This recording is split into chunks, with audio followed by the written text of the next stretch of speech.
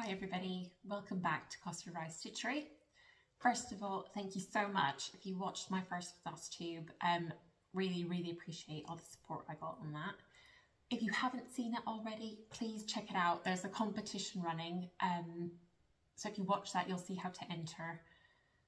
It's the chance to win one of my new patterns, so it's Halloween 1812, which is just behind me there.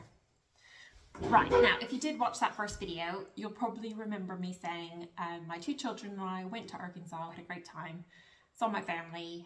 On the way back, unfortunately, our luggage went on a little trip elsewhere. We did get one back, and then the second one finally arrived about a week after the first one, which was already a week late. So we have finally been reunited with all of our luggage, and I can finally show you what I got from Hobby Lobby and Chantel 141. So let's just get straight to it.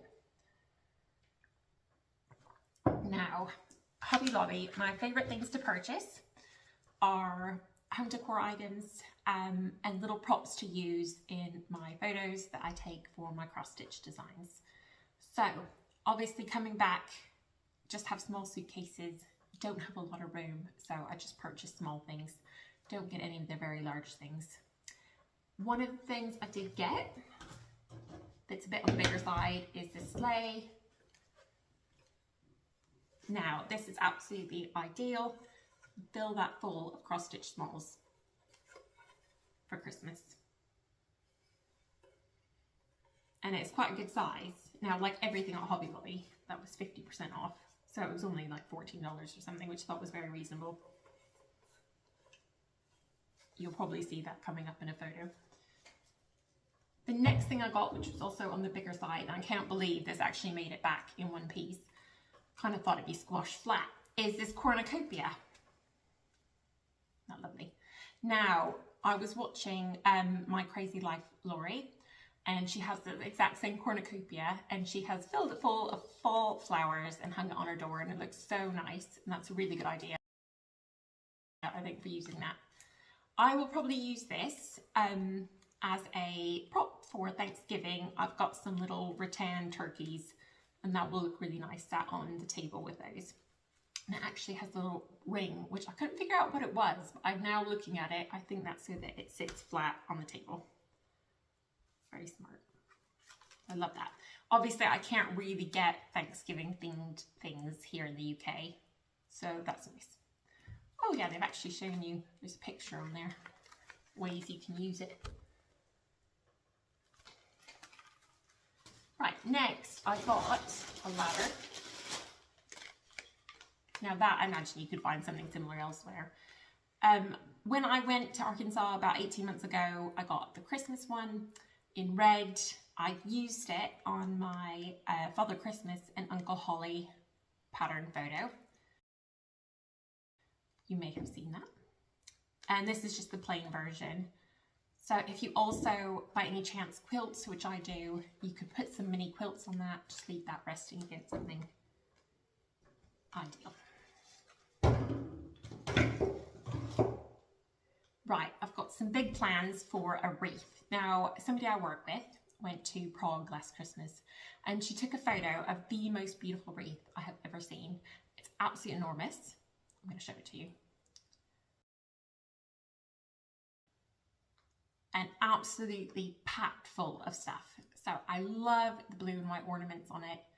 Love all the natural bits. So my hope is to try and recreate that.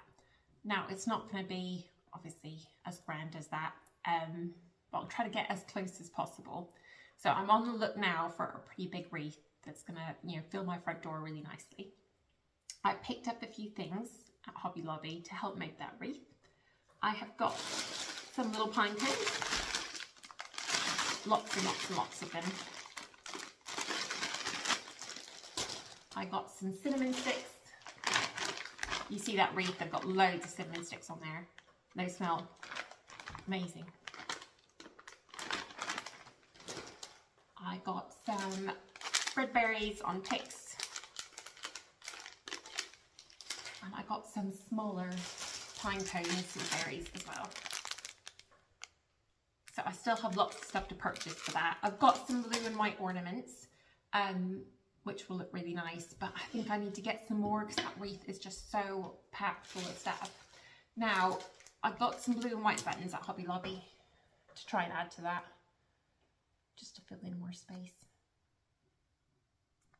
I'm going to be filming that tutorial, so if you're interested in wreath making, please do look for that when it comes out. Now, next thing I got, some little charcuterie boards. So you can either make charcuterie for mice, or you can use these as stands for cross stitch. So the ideal size really for small patterns, you've got rectangle one there and a circle one there. And these are another one, they come from Hobby Lobby, but I imagine you can find those in the UK without too much trouble.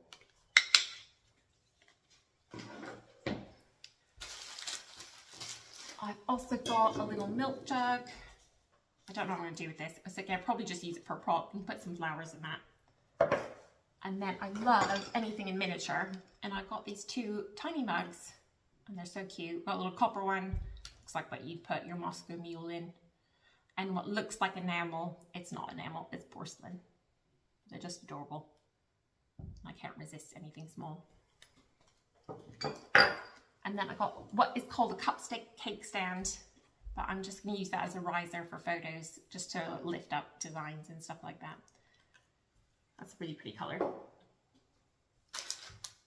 Now, I've also got some Christmas designs coming up, hopefully fairly soon, and I got some bits to finish those. So, the Christmas design, one of them's got like a bigger design and then 3 small ornaments, and I got some bits to finish those. We've got some little candy canes, and Christmas lights, and peppermints. That might give you an idea of the theme that I'm working with for Christmas this year. Last but not least, Hobby Lobby. So every time we go anywhere, we're avid travelers.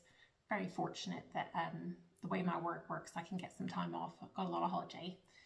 And every time we go anywhere, we try and get a Christmas tree ornament that represents that place, just so we can remember our travels.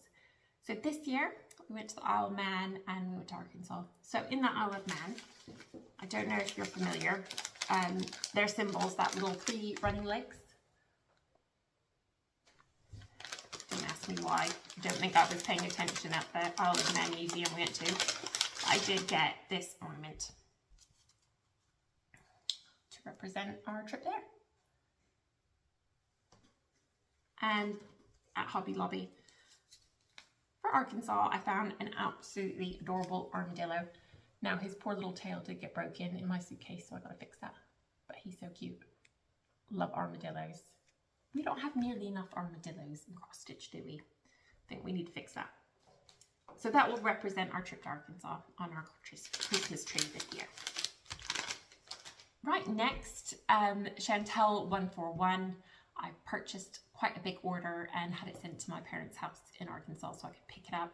As far as I know, they don't ship to the UK, so if you do want any of that, you need to make some friends in the US, if you don't live there already. Now, I was telling you about the Christmas designs, so I'm going to show you what I'm going to use. For my big design, I've got an everything board, and that comes in lots of different sizes. I think this is the large. That one just rests, it doesn't come with a stand, this one, you just rest it against stuff. But it's got a great little hole there so you can tie some ribbon to it.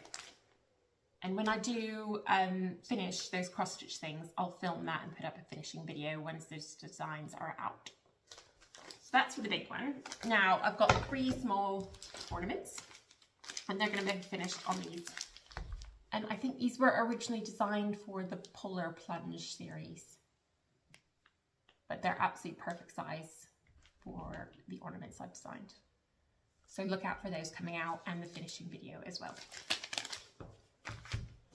Now speaking of Christmas, we've got a tobacco basket Christmas ornament.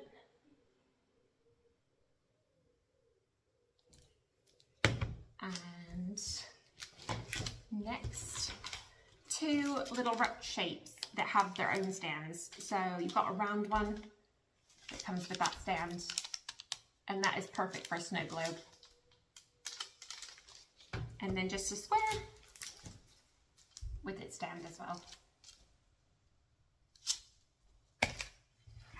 Next, we've got the panorama display, and that is ideal for any long, thin shapes. That was, I think, originally designed for the Tiny Town series. And quite a nice size as well. And then we've got some bunting, which would look absolutely lovely in a photo. And you can paint that, you can do whatever you like with that. And you can change it as well, which would be amazing.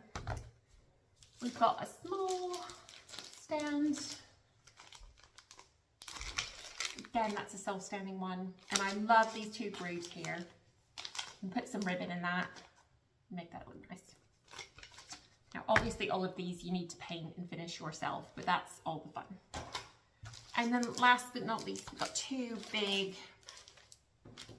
designs. And you fix your shape to the stand here, and then that sits in the holder. I don't have any plans for any of this yet, but it's here, it's in my stash when I need it. And I got this, I think it must have been a little freebie she threw in. How cute's that? Little embroidery hoop. Oh, also, I got some perforated paper. Now that came from the Stitcher's Garden in Conway, in Arkansas, and I told you about it in the last video, but I didn't have it with me. It was in the missing suitcase. Never stitched on paper before. If you have any tips for me, please tell me below. I'd be very grateful. Right, next, Needlework Marketplace. That happened in August. Didn't participate this year, just had a very busy summer. But I did have a look through all the new releases and I picked out my favorites. So the first one is called Over the Stream by the Mill by Mojo Stitches. And that's stitched with DMC. They've stitched it on 40 count Barb's blend, and that's 74 by 69. So it probably won't surprise you to know I'm a sucker for anything with a windmill on it. Obviously, you can probably tell by my logo. Literally just live out there next to a windmill. So I love this, absolutely love it. I love the blue and white colours, kind of Delft style. I don't really have a lot of opportunity to stitch other people's designs just because I'm so busy doing my own. But I will be honest, this is in my basket and I will be purchasing it. Second was A Visit from St. Nick by Kathy Barrick. Now I just love, love, love this design. So that is 114 wide by 143 high, and it's stitched on 40 count and uses Weeks Dye Works. What I love about this, I love the writing around the border. I love how much stitching there is in a really small space. I think the proportions are just great. Love the house, love the Father Christmas. I really recommend that one. The next one that really stood out to me was Samuel Tiplady from Little Robin Designs. And that's just got that really classic Victorian bouquet. I love how the flowers are done. Reminds me of all those really beautiful Victorian samplers. Now, I love samplers, but I don't stitch many because they're often quite really big and just quite intimidating, aren't they? But I love those little motifs. You often see dogs, bee skips, that sort of stuff. And I really love this one she's done. That is 134 by 134.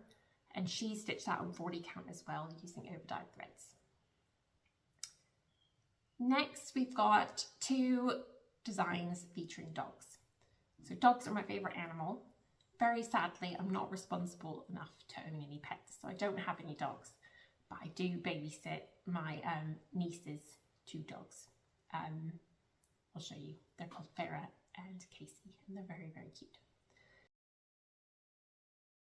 The first design is just called Sampler Dogs, and that's by the Scarlett House, and it just features loads and loads of different samplers, dogs that she's taken from different samplers.